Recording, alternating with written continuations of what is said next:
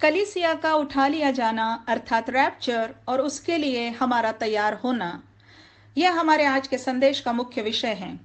यीशु मसीह का दूसरा आगमन इस बात का प्रमाण है कि परमेश्वर सब बातों को अपने नियंत्रण में रखे हुए हैं। मसीह का दूसरा आगमन बहुत व्यापक विषय है। जब हम प्रभु यीशु के दूसरे आगमन का अध्ययन करते हैं तो कलीसिया के लिए एक विशिष्ट घटना का उल्लेख पाते हैं। इसे कलीसिया का उठा लिया जाना कहा गया है। इस घटना में कलीसिया अर्थात जो मसीह यीशु में विश्वासी लोग हैं, वे बादलों पर उठा लिए जाएंगे कि हवा में प्रभु से मिले।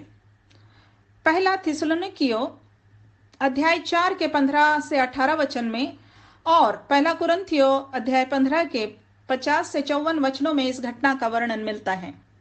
यह घटना उद्धार पाए हुओं के लिए आनंद की घटना होगी, परंतु इसके तुरंत बाद जो लोग जगत में रह जाएंगे उनके लिए क्लेश और महाक्लेश का समय होगा। तीतुस के दूसरे अध्याय के 13 में कहा गया है कि हम उस धन्य आशा की अर्थात अपने महान परमेश्वर और उद्धारकर्ता यीशु मसीह की महिमा के प्रकट होने की बाट जोहते रहे। पहला थिस्सलुनीकियों अध्याय 4 वचन 16 से 18 में कहा है कि प्रभु आप ही स्वर्ग से उतरेगा, उस समय ललकार और प्रधान दूत का शब्द सुनाई देगा और परमेश्वर की तुरही फूंकी जाएगी और जो मसीह में हैं वे पहले जी उठेंगे।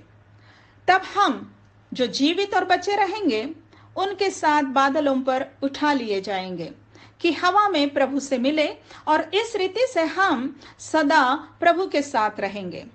इसलिए इन बातों से एक दूसरे को शांति दिया करो। तो इस प्रकार प्रभु यीशु का हमें उठा लेने के लिए आना, हमें उठा ले जाना हमारे लिए शांति की बात है।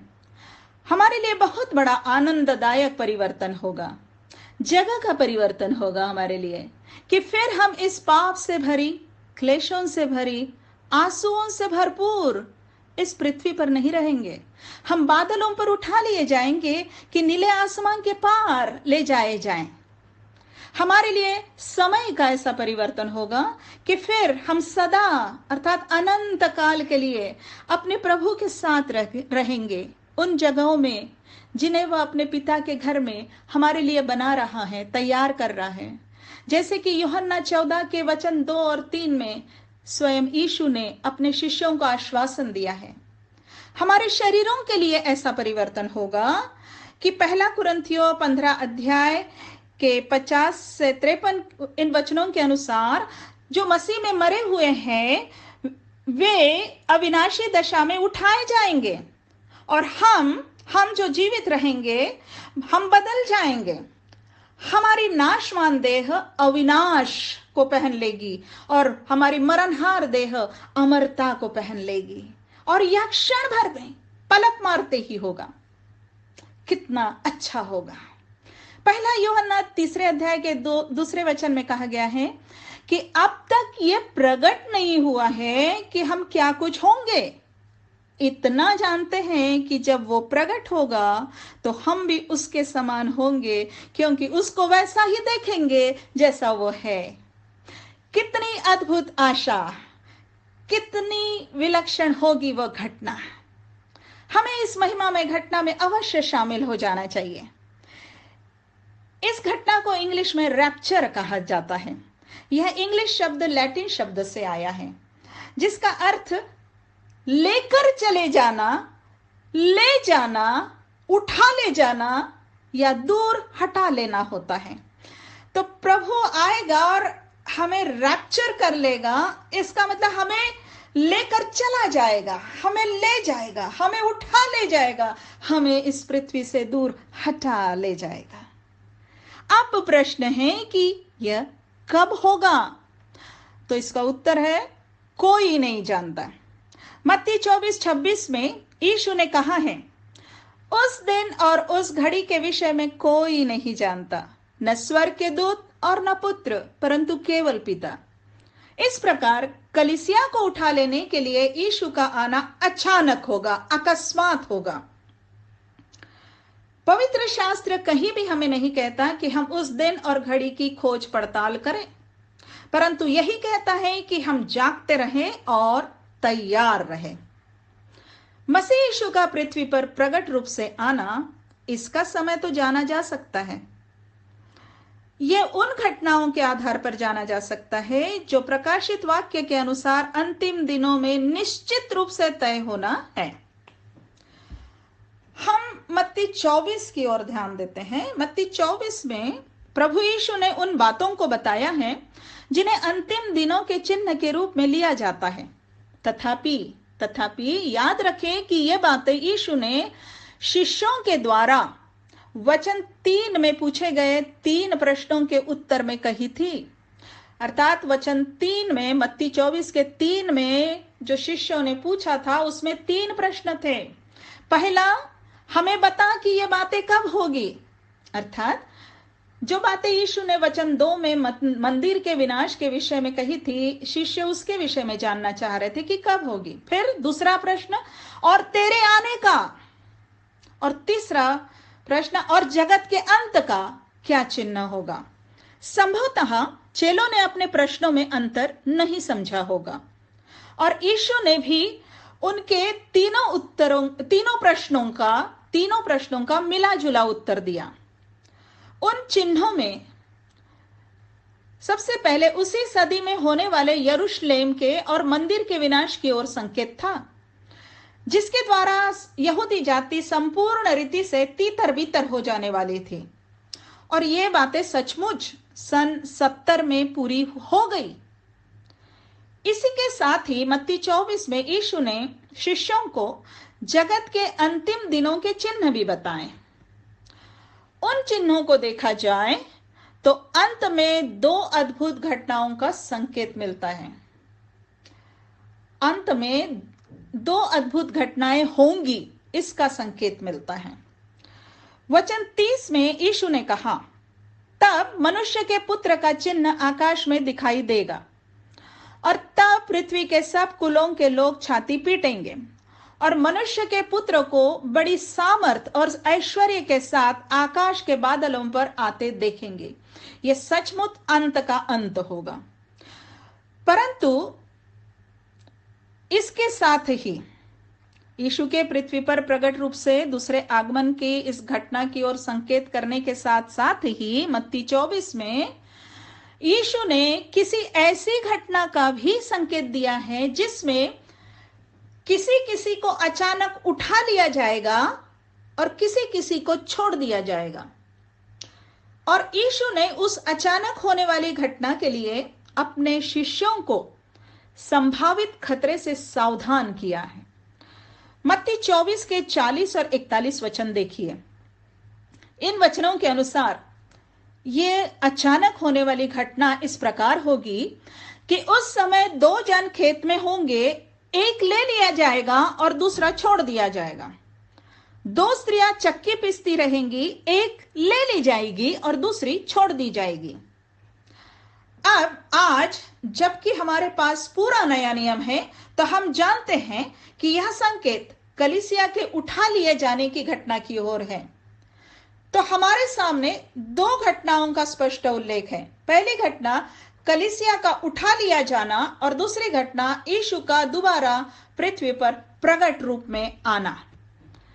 मत्ती अध्याय 24 और 25 के वचनों में यीशु का उद्देश्य अपने शिष्यों को इन आने वाले दिनों में आवश्यक सावधानी बरतने के लिए तैयार करना था। उन्हें उन तुरंत आने वाले दिनों के लिए तैयार करना था, जबकि सन 70 के दौरान उन शिष्यों में से और उनके द्वारा प्रभु के पास लाए जाने वालों में से बहुतेरे उस संकट से गुजरने वाले थे जो यरूशलेम पर आने वाला था। उसके लिए यीशु उन्हें तैयार करना चाह रहा था। और फिर उन दिनों के बाद हर समय, हर सदी में उन्हें तैयार रहने के लिए सावधान कर रहा था, जबकि किसी एक दिन ऐसा अचानक होगा जब 2 में से एक उठा लिया जाएगा और एक छोड़ दिया जाएगा, एक उठा ली जाएगी और एक छोड़ दी जाएगी। और इसलिए कि उस समय के चेले ही उसकी बातें सुन रहे थे, उस समय उसके चेले ही उसकी बातें सुन रहे थे, उसने उन्हें जागते रहने और तैयार रहने के संबंध में सबसे पहले दो दासों का दृष्टांत बताया, जो हमें मत्ती 24 अध्याय के 45 से 51 वचन में मिलता है, जिसमें से एक ही दास विश्वास योग्य ठहरता है क्योंकि वह बुद्धिमान है, और दूसरा दुष्ट कहलाया जाता है। बुद्धिमान वह काम करता है जो उसके स्वामी ने, उसके प्रभु ने उसे सौंपा है। दूसरा दास दुष्ट कहलाया गया क्योंकि उसने उस काम को नहीं किया जो उसके स्वामी ने उसे सौंपा था। उस दो दासों के दृष्टांत के साथ ही यीशु ने उन्हें 10 कुंवारियों का दृष्टांत भी बताया, जिसमें 5 भीतर ले ली गई और 5 बाहर ही रह गई। और ध्यान से देखिए ये दो दृष्टांत यीशु ने अध्याय 24 के वचन 42 से 44 में जागते रहो और तैयार रहो, इस बात की चेतावनी देने के बाद ये दो दृष्टांत कहे। और इन दृष्टांतों के अंत में अध्याय 25 के वचन 13 में पुनः सावधान रहने के लिए यीशु ने उन्हें चेतावनी देते हुए कहा, इसलिए जागते रहो, क्योंकि तुम ना तो उस दिन को जानते हो ना उस घड़ी को जब मनुष्य का पुत्र आएगा।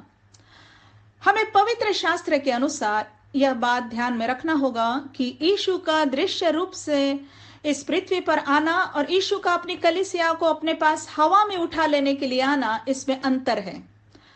जब यीशु इस पृथ्वी पर प्रकट रूप से आएगा, तब वह अपने शत्रुओं का नाश करके अपना राज्य स्थापित करेगा। और यह तब होगा जब अंत समय की प्रकाशित वाक्य 6 से 18 तक में कही गई घटनाएं पूरी होंगी। इन घटनाओं में सारी पृथ्वी पर होने वाला महाक्लेश का समय भी है। और फिर उन घटनाओं के निश्चित अंत के बाद, जैसे कि प्रकाशित वाक्य अध्याय 19 के वचन 11 से आगे वर्णन किया गया है, यीशु प्रगट रूप में श्वेत घोड़े पर सवार, सिर पर बहुत से राजमुकुट धारण किए हुए आएगा, और स्वर्ग की सेना श्वेत घोड़ों पर सवार और श्वेत और शुद्ध मलमल पहने हुए उसके पीछे पीछे होगी। ये बहुत ही महिमामय और अवर्णनीय अद्भुत घटना होगी। तथापि आज के संदेश में हम कलीसिया के उठा लिए जाने संबंध में जानना चाह रहे हैं। यीशु के कलीसिया को उठा लेने के संबंध में हम पहला थिस्सलुनीकियों के 5वें अध्याय के 2 और 3 वचन में ऐसा पढ़ते हैं, क्योंकि आप ठीक जानते हो कि जैसा रात को चोर आता है, वैसा ही प्रभु का दिन आने वाला है। जब लोग कहते होंगे कि कुशल है और कुछ भय नहीं, तो उन पर एकाएक विनाश आ पड़ेगा, जिस प्रकार गर्भवती पर पीड़ा, और वे किसी रीति से ना बचेंगे। यहां जब लोग कहते होंगे, इसमें लोग जगत के लोगों के लिए कहा जा रहा है, जो मसीह यीशु को पर विश्वास नहीं करते हैं।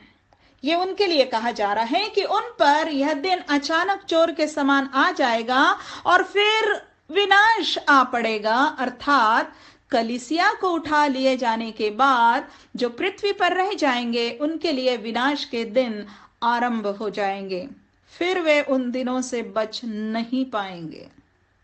तथापि इसी अध्याय के 4 से 6 वचन में विश्वासियों को कहा जा रहा है, पर हे भाइयों, तुम तो अंधकार में नहीं हो कि वह दिन तुम पर चोर की नाई आ पड़े, क्योंकि तुम सब ज्योति की संतान और दिन की संतान हो। हम न रात के हैं न अंधकार के हैं, इसलिए हम दूसरों के समान सोते ना रहे, पर जागते और सावधान रहे। यहां विश्वासियों को ऐसे देखा जा रहा है कि उन्हें यीशु के अचानक आने की अपेक्षा है। वे रैप्चर का इंतजार कर रहे हैं और इसलिए वे यीशु के साथ उठा लिए जाने के लिए अपने आप को तैयार रखते हैं, चाहे उसका ऐसा उनके लिए आ जाना जिस क्षण हो जाए। पवित्र शास्त्र के बहुतेरे अध्ययनकर्ता मानते हैं कि यीशु का कलीसिया को उठा लेने के लिए आना जगत पर आने वाले विनाश के समय के पहले होगा, अर्थात क्लेश के समय अर्थात ट्रिब्यूलेशन के पहले होगा। यीशु अपने लोगों को अपने साथ ले जाएगा, तथापि जिन्हें वह अपने साथ नहीं ले जाएगा वे इस पृथ्वी पर रह जाएंगे। परमेश्वर के उस धार्मिक न्याय को सहने के लिए इसी पृथ्वी पर रह जाएंगे, जो इस पृथ्वी पर सारे संसार पर क्लेश और महाक्लेश के रूप में आएगा और अंत के दिनों की आवश्यक घटनाओं को भी पूरा करेगा। अब महत्वपूर्ण प्रश्न यह होगा कि क्या हम मसीह यीशु के द्वारा उठा लिए जाने के लिए तैयार हैं? क्या हम मसीह यीशु के द्वारा उठा लिए जाने के लिए तैयार हैं जब वो कलीसिया को उठा लिए जाने के लिए आएगा? यूहन्ना 10 अध्याय के 15 वचन में और दूसरे तिमुथियुस के 2 अध्याय के 19 वचन के अनुसार यीशु प्रभु अपनों को जानता है और पहचानता है। अतः यह बात तो पक्की है कि यीशु उन सबको निश्चय ही ले जाएगा, उन सबको निश्चय ही ले जाएगा जिन्हें वह जानता है और पहचानता है कि वे उसके हैं। अर्थात यीशु पक्के रीति से जानता है कि यदि 2 में से एक को ले जाना है तो किसे ले जाना है और किसे छोड़ देना है। हम भी अपने लिए प्रभु की सहायता से आज ही निश्चय कर सकते हैं कि हम उसके साथ ले जाए जाएं, पृथ्वी पर से उठा लिए जाएं, इसमें शामिल होने वाले हो जाएं। विनाश के दिनों के पहले यीशु हमें रैप्चर कर लेगा, अर्थात यहां से लेकर चला जाएगा। हम देखेंगे आगे कि हम किस रीति से इस रैप्चर के लिए तैयार हो सकते हैं। मत्ती 25 में यीशु ने 10 कुंवारियों का दृष्टांत इसीलिए दिया है कि हम जान ले कि कैसे तैयार हो जाएं, कि हम पीछे छूट न जाएं, बाहर रह न जाएं। मत्ती 25 में स्वर्ग का राज्य एक विशिष्ट जनसमूह के रूप में कैसा होगा यह बताया जा रहा है। मसीह यीशु के सुसमाचार के अंतर्गत जो प्रचार किया जाएगा, स्वर्ग के राज का, परमेश्वर के राज का, मसीह के सुसमाचार का प्रचार किया जाएगा और उसे अपनाने का दावा करने वाले लोगों का जो जन समूह होगा, वो जन समूह किस प्रकार से दिखाई देगा यह बताते हुए यीशु ने कहा है। वह समूह इन 10 कुंवारियों के समान दिखाई देगा। एक मिला जुला समूह होगा, कुछ बुद्धिमान और कुछ मूर्खों से बना हुआ समूह होगा। यह सारा संकेत किसी भी समय के मसीही समाज की ओर है, किसी भी समय के मसीही समाज की ओर है, और हम जो सब मिलकर कलीसिया कहलाते हैं, दिखाई देते हैं, उन सब की ओर है। इस प्रकार इस मिली जुली भीड़ में वे लोग भी हैं जो दावा करते हैं कि हम मसीह में विश्वास करते हैं, और इसमें वो लोग भी हैं जो सचमुच यीशु मसीह में विश्वास करते हैं। जो बात उन कुंवारियों को बुद्धिमान या मूर्ख ठहराने का कारण बताई जा रही है, वो बात उनकी अपनी अपनी कुप्पी में तेल का होना या नहीं होना है। जो बात उन कुंवारियों को बुद्धिमान या मूर्ख ठहराने का मूल कारण बताई जा रही है, वह बात उनकी अपनी अपनी कुप्पी में तेल का होना या नहीं होना है। इस दृष्टांत के उद्देश्य के अनुसार यदि हमें दूल्हे के साथ भीतर जाने वाले ठहरना है, तो हमें उन बुद्धिमान कुंवारियों के समान होना है जिन्होंने अपनी कुप्पी में तेल लिया था। मात्र मशाले लेना काफी नहीं है। मशाले निशानी है प्रकाश की, और बाइबल में प्रकाश निशानी मानी जाती है भले कामों की या बाह्य रूप से प्रकट होने वाले धार्मिक चिन्हों की, दिखाए जाने वाले धार्मिक चिन्हों की। तो इन 10 कुंवारियों के बाह्य चिन्ह एक समान दिखाई दे रहे थे। 10 के पास मशाले थी। 10 को मालूम था कि दूल्हा आने वाला है। 10 की 10 दूल्हे का इंतजार कर रही थी। 10 की 10 दूल्हे से भेंट करने के लिए निकली थी, परंतु तेल मात्र 5 की ही कुप्पियों में था, साफ साफ लिखा है वचन मत्ती 25:3 में कि मूर्खों ने अपने साथ तेल नहीं लिया, तेल लिया ही नहीं। बाइबल में पुराना नियम से ही तेल को पवित्र आत्मा का प्रतीक माना गया है। तो तेल कहने से यीशु इस दृष्टांत के आत्मिक लागूकरण में पवित्र आत्मा की ओर संकेत कर रहा है। यह बात उन सुनने वाले चेलों ने भी अच्छे से समझी होगी, क्योंकि वे पुराना नियम जानने वाले लोग थे। और कुप्पी में के तेल का सीधा सीधा अर्थ हृदय के भीतर में पवित्र आत्मा का होना है। इस दृष्टांत के अंत में जब मूर्ख कुंवारियां वापस आती है, तब तो ये नहीं बताया गया है कि उन्हें तेल मिला था या नहीं, परंतु उनकी व्याकुल पुकार बताई गई है। उनकी व्याकुल पुकार बताई गई है, हे स्वामी, हे स्वामी, हमारे लिए द्वार खोल दे। और उन्हें उत्तर मिलता है, उन्हें उत्तर मिलता है स्वामी की ओर से, मैं तुमसे सच कहता हूं, मैं तुम्हें नहीं जानता। अतः उनकी कुप्पी में सही समय में तेल न होना इस बात के बराबर है कि स्वामी उन्हें नहीं जानता था। प्रभु यीशु मसीह दो प्रकार से लोगों को जानता है। एक ऐसे जानता है लोगों को वो कि परमेश्वर होने के नाते वह सहज ही रीति से सबको जानता है, तथापि उसका दूसरा जानना, उसका लोगों को विशिष्ट रीति से जानना ऐसा है, एक विशिष्ट रिश्ता है। ऐसा है कि यीशु जानता है कि उसने किसको अपने लोग करके मान लिया है, कौन उसकी भेड़ें हो गई है, कौन है वे लोग जिन्होंने यीशु को अपना लिया है। ये वे लोग हैं जिन्होंने यीशु को अपना लिया है, ग्रहण कर लिया है, और यीशु ने उनका नाम अपने जीवन की पुस्तक में लिख लिया है। इन लोगों को वो कहता है, मैं तुम्हें जानता हूं, विशिष्ट रीति से मेरा रिश्ता है तुम्हारे साथ। अतः यह बात साफ होती है कि यीशु जिन्हें जानता है वे लोग हैं जिन्होंने यीशु में व्यक्तिगत उद्धार पा लिया है।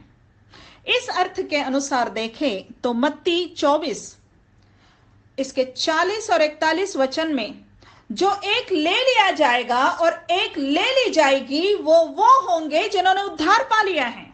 और मत्ती 25 में जो बुद्धिमान कुंवारियां दूल्हे के साथ भीतर विवाह के घर में चली जाएगी, वे लोग होंगे जिन्होंने व्यक्तिगत उद्धार पा लिया है, और इसी कारण से उनके हृदय में पवित्र आत्मा है। पवित्र शास्त्र के अनुसार हम जानते हैं कि जब हमारा उद्धार होता है तब ही परमेश्वर का आत्मा हमारे हृदय में आ जाता है। यह पवित्र आत्मा के वरदानों से भिन्न बात है। यह व्यक्तिगत पापों से छुटकारा पाते ही, भीतर से मसीह में नई सृष्टि बनाए जाते ही भीतर आकर निवास करने वाले पवित्र आत्मा की बात है। जब ऐसा निवास करने पवित्र आत्मा हम में आ जाता है, तब हम बुद्धिमान कुंवारियों जैसे हो जाते हैं, जिनकी अपनी कुप्पियों में तेल है, और वे भीतर चली जाती हैं, और हम भी ऐसे ही यीशु के द्वारा उठा लिए जाएंगे। परंतु जिनकी कुप्पियों में यह तेल नहीं है, वे बाह्य रूप से तो बुद्धिमानों के समान हैं, दिखाई देती है, परंतु उन्हें व्यक्तिगत उद्धार का अनुभव नहीं है। ऐसे लोग कलीसिया में दिखते हैं, कलीसिया के सदस्य भी हैं। वे लोग भी मशाल के प्रकाश जैसे चमकने वाले, प्रकाश देने वाले काम करते हैं। वचन का प्रचार और गीत और आराधना और प्रार्थना जो कलीसिया में पवित्र आत्मा की सहायता से होती रहती है, उनसे ये लोग भी प्रभावित होते रहते हैं। ये लोग भी इन बातों में भाग लेते हैं। यह सब कुछ उन्हें अच्छा लगता है। उन्हें सब कलीसियाई गतिविधियों में भाग लेना अच्छा लगता है, वे भाग लेते हैं। इस प्रकार की दशा को यूं कहा जाता है कि ये लोग ऐसे होते हैं कि पवित्र आत्मा के बाहरी संपर्क में तो रहते हैं, वचन सुनते समय पवित्र आत्मा की वाणी या परमेश्वर के संदेश की वाणी पवित्र आत्मा के द्वारा उनके कानों तक जाती है, गीत और आराधना में पवित्र आत्मा की उपस्थिति उन्हें समझ में आती है। पवित्र आत्मा सुनाए जाने वाले वचन से और गीत से उन्हें कायल करने का प्रयास करता रहता है, परंतु वे लोग पवित्र आत्मा को अपने भीतर, अपने हृदय के भीतर, जीवन के भीतर परिवर्तन का काम नहीं करने देते, उसे बाहर ही रखते हैं, बाहर की ही बातों से आनंदित होते रहते हैं। अपने भीतर जीवन में पापों से पूर्णतः मुंह मोड़कर, अपने भीतरी जीवन में पापों से पूर्णतः मुंह मोड़कर पूर्णतः परमेश्वर की ओर नहीं मुड़ते हैं ये लोग। ऐसे लोग यदि जीवन भर भी पवित्र आत्मा के बाहरी आनंद और सहभागिता में रहे, जो कलीसिया में या मसीही परिवार में उन्हें मिलती है, या यूं ही बाहरी रीति से वे महसूस करते रहते हैं, तब भी वे ऐसे ही जाने जाएंगे कि पवित्र आत्मा उनके भीतर नहीं है। उन्होंने मशाले तो ली है, परंतु अपने कुप्पी में तेल नहीं लिया है। मशाले तो ली है, परंतु अपनी कुप्पी में तेल नहीं लिया है। यदि हम ऐसे हैं, तो यीशु जब कलीसिया को नीले आसमां के पार उठा ले जाने के लिए आएगा, तो हमारे भीतर पवित्र आत्मा का वास नहीं पाएगा, और इस कारण वह हमें नहीं ले जाएगा। वह हमें अपने ग्रहण किए हुए लोगों में नहीं जानेगा। हम उसके साथ भीतर नहीं जा पाएंगे।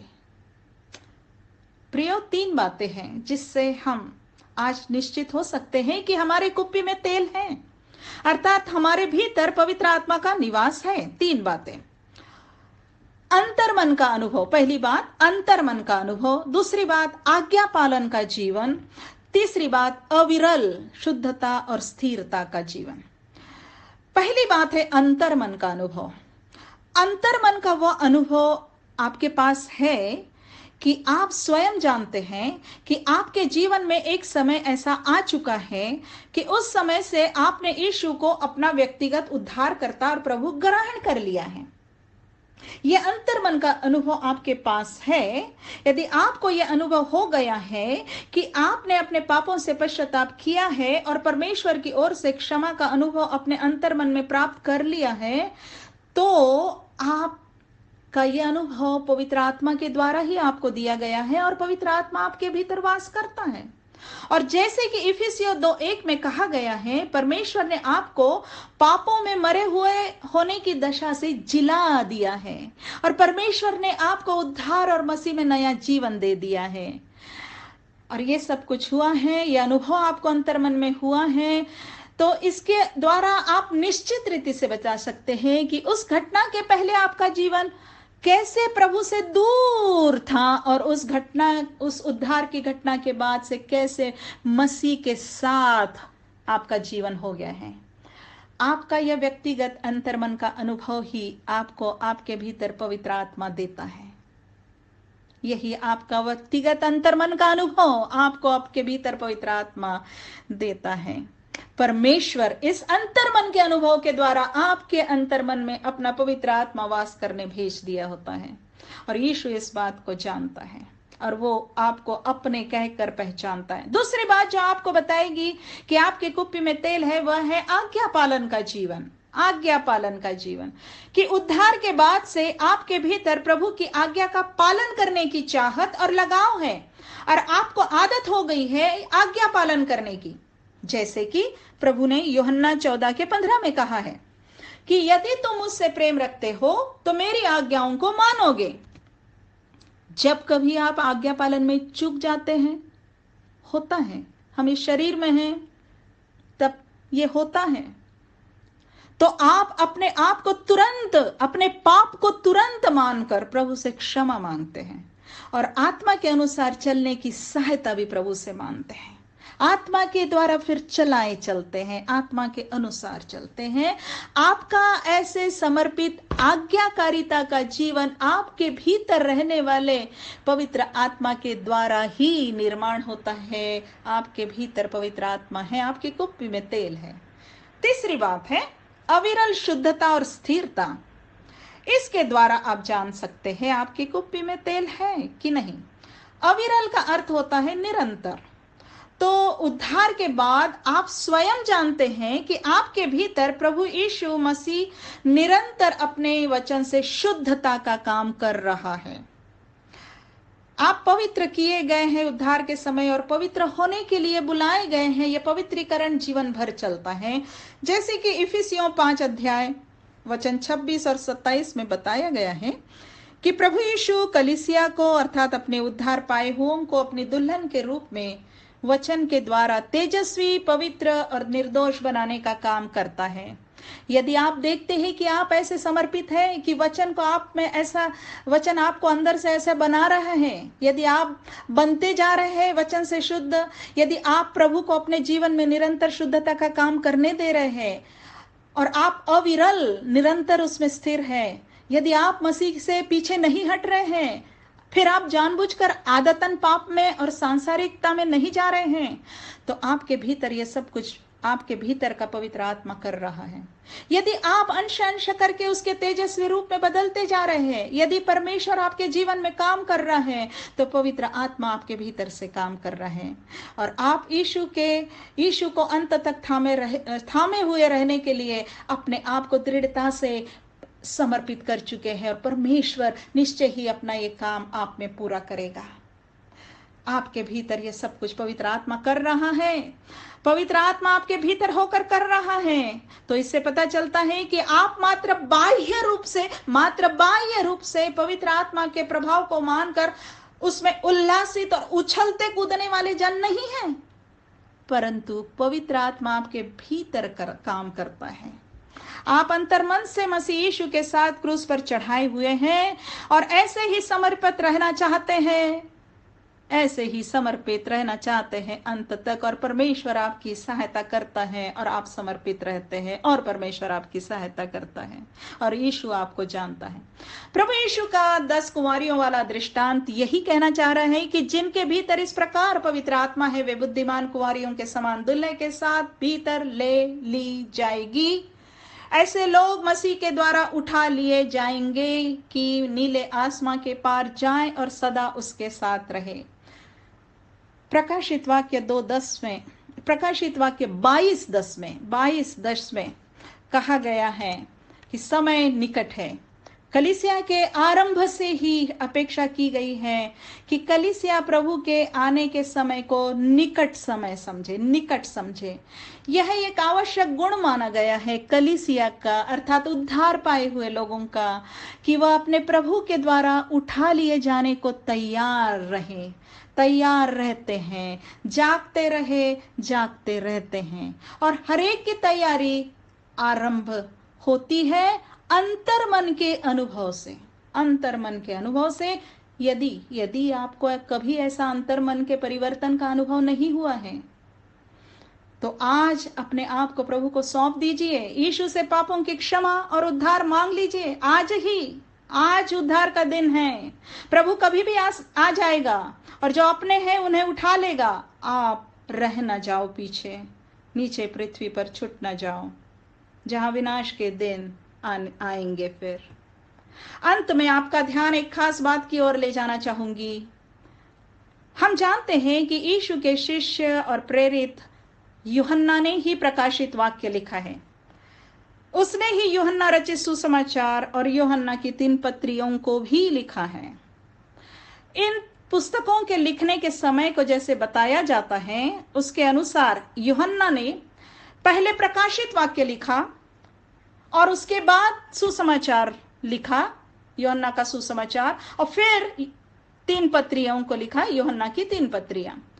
मुझे इस बात को सोचकर आश्चर्य होता है और बहुत अर्थपूर्ण लगती है ये बात कि जिस यूहन्ना ने प्रकाशित वाक्य की सारी घटनाओं को स्वयं अपनी आंखों से दर्शन में देखा था, वह जब कलीसियाओं के लिए या लोगों के लिए, संसार के लिए लिखता है, सुसमाचार लिखता है, तो वह अपने लेखन के बीच बीच में किसी चिन्ह या अंक का खुलासा नहीं करता, परंतु पूर्णतः एक लक्ष्य होकर जब सुसमाचार लिखता है तो कहता है, यीशु पर विश्वास करो कि यही परमेश्वर का पुत्र है और विश्वास करके अनंत जीवन पाओ। यही यूहन्ना रचित सुसमाचार में उसका मुख्य विषय है। और पत्रियों में वो जोर देकर लिखता है आगे की बातें कि अब विश्वास कर लेने के बाद यदि उसके साथ हमारी सहभागिता है, यदि यीशु के साथ और पिता के साथ हमारी सहभागिता है, तो जैसा वह ज्योति में है वैसे ही हम ज्योति में चलें। हम अपने चाल चलन की ओर ध्यान रखें, हम ज्योति में चले, हम संसार और संसार में की वस्तुओं से प्रेम न रखें। अर्थात यूहन्ना पूरा प्रकाशित वाक्य देखने और लिखने के बाद यदि महत्वपूर्ण संदेश जो सुसमाचार में और पत्रियों में दे रहा है वो ये है कि यीशु पर विश्वास करो और उसके साथ ज्योति में चलो। अतः हमें इन दो बातों को प्राथमिकता देनी चाहिए। जी हाँ, अर्जेंसी है कि हर एक जन अपने अंतर्मन में उद्धार निश्चित कर ले और आज्ञा पालन और अविरल शुद्धता में बढ़ते हुए मसीह में अंत तक स्थिर बना रहे।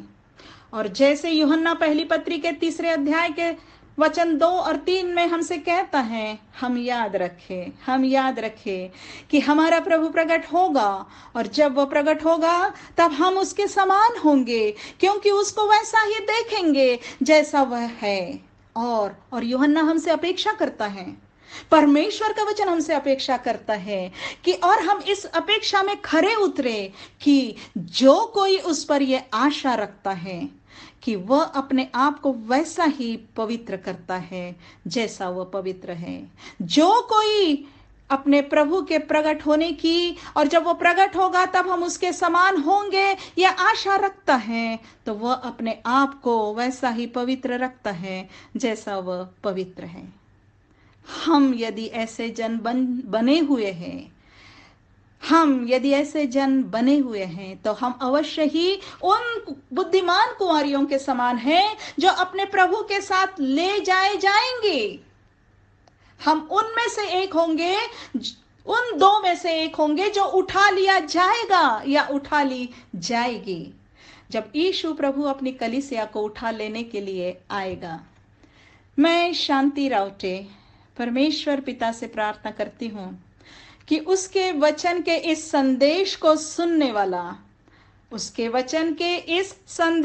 सुनने वाला प्रत्येक जन ऐसे ही उठा लिए जाने के लिए तैयार हो जाए। हम तैयार हो जाए, आज तैयार, अभी तैयार, फिर हर पल तैयार।